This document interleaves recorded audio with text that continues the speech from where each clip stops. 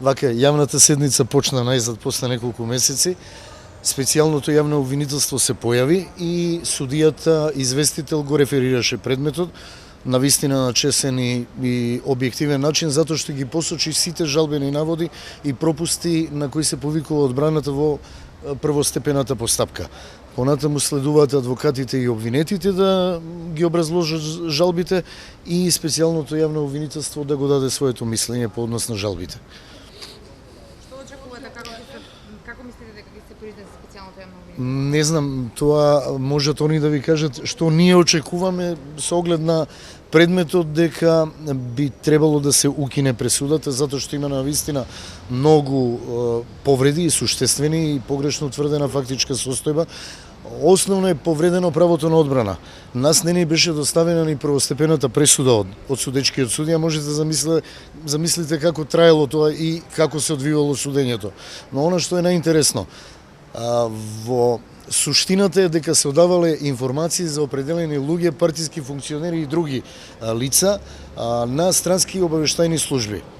Во ситуација кога нашето МВР има германски компјутери, америчка помош и сето тоа, луѓе, па тие информации им се достапни на сите буквално, а најголемиот дел од информациите за кои оперира обвинителството се достапни на интернет. Од јавен карактер се, особено досијата за Богдановски и другите. Така да се ова што го пишува првостепениот суд во својата пресуда е срамно и очигледно дека е необјективно. Дека постои причина за ваквата пресуда. Не можам такво нешто да ви кажам. Не е овде бројка, овде се луѓе во прашање и мислам дека за секого поединечно треба многу внимателно да се разгледа доказниот материјал.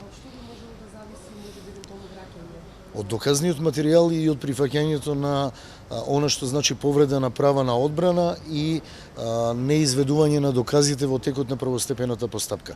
Сами бевте свесни дека пола од предметот вие не знаете, затоа што не бевте внатре.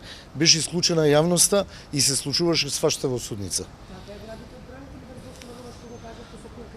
И со конкретни докази, а и правото на одбрана, што е законска обврска на судот да овозможи одбрана на обвинетите. Не беше овозможена. Немаме потреба, ние пресудата одамна сме ја добили. Сме ги поднеле жалбите, така да... Не ја добивме жалбата. Тоа е срамно, но имавме информации, земавме од колегите пресуда.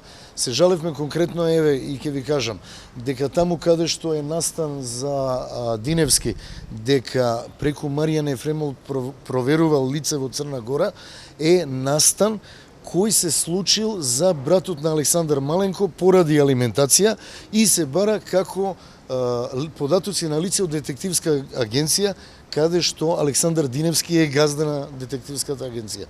Што повеќе да ви кажам?